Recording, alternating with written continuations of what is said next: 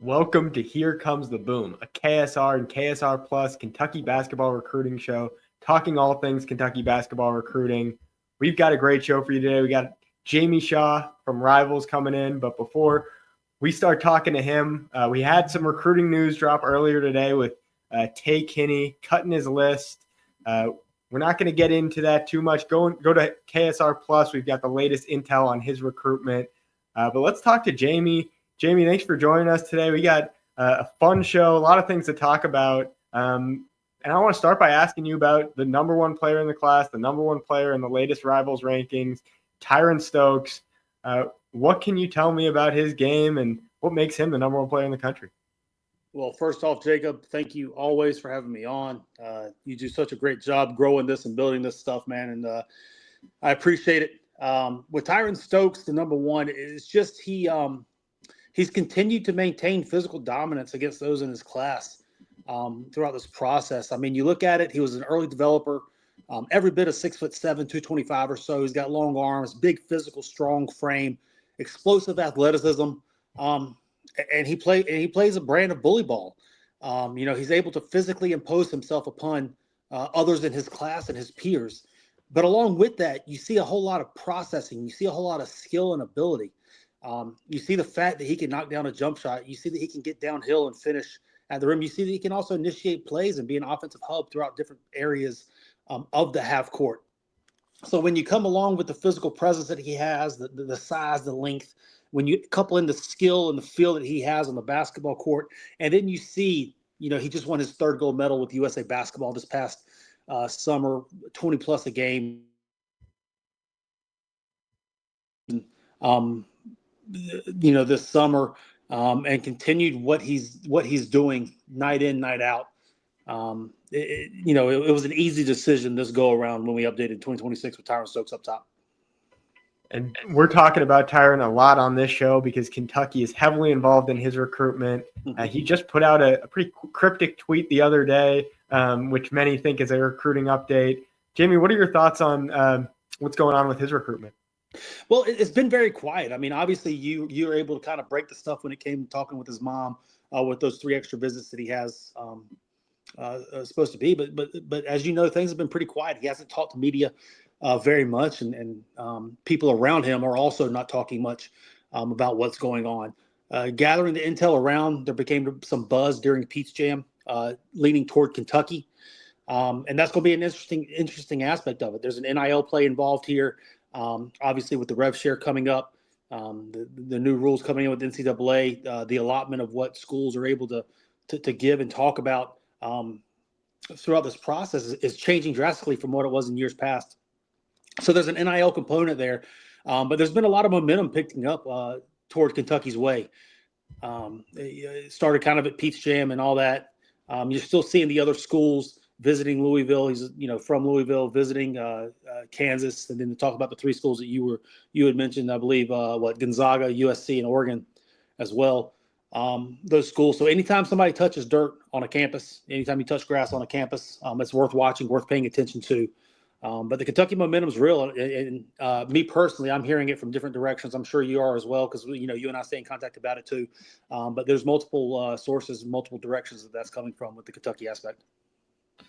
Now, I want to transition from talking about one number one player in the country to another one. Looking at the 27 class, Bruce Branch. He's number one in the Rivals rankings now.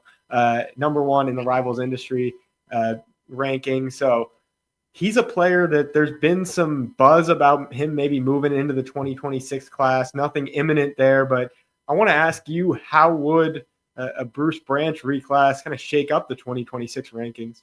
Well, he's in an interesting position. We saw it kind of start last year when it comes to the reclass with Cooper Flagg. Obviously, Cooper had a December birthday, which is before the cutoff line. As the NBA draft goes, you have to turn 19 before December 31st of that same draft year. Bruce Branch falls underneath that same thing. He's got an October birthday, October 08 birthday. So he would actually, with the NBA draft being involved, he would be eligible for the following year's draft to classify up in grade. So it makes sense that this would be in the conversation. Looking at him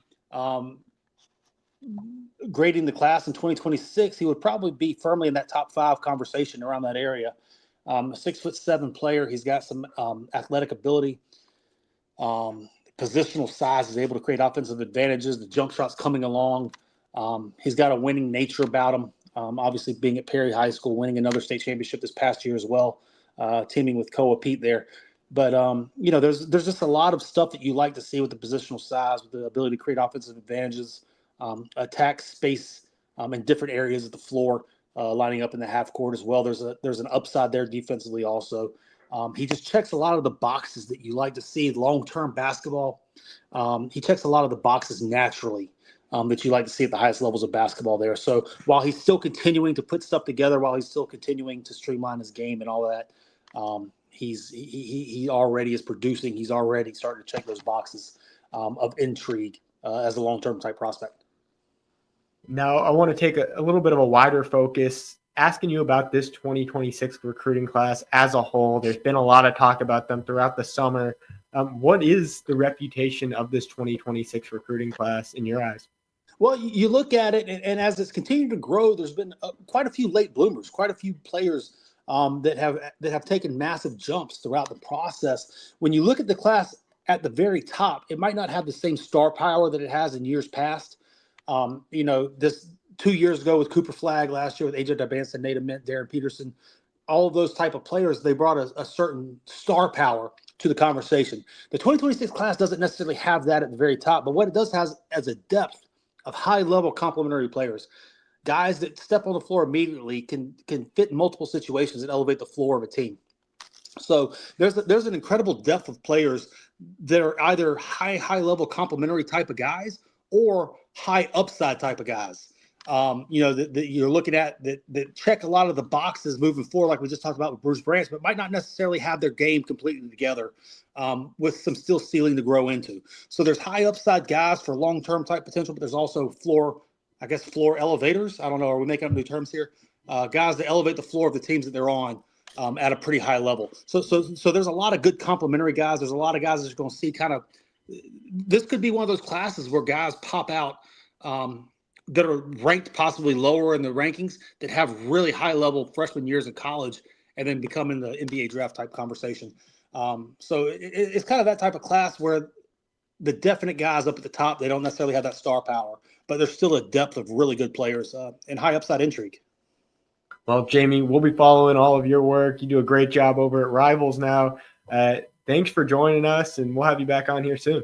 Jacob, man, I always appreciate it. Thank you so much. And you've been absolutely knocking it out of the park here lately. So continue up your good work, man. I appreciate you. Thank you. My final thought today is that Kentucky is already starting to look at the 2028 class. We're talking a lot about 2026, 2027, but new names are starting to pop up in 2028. One being Cam Mercer, who Kentucky recently showed interest in. Another being Shaylin Shepard, who Kentucky showed interest in over in the spring. So names are going to start to pop up for 2028, but we're going to have you covered in the 26 class, the 27 class, and the 2028 class. So go and subscribe to KSR Plus, subscribe to the KSR YouTube channel, and we'll see you again soon.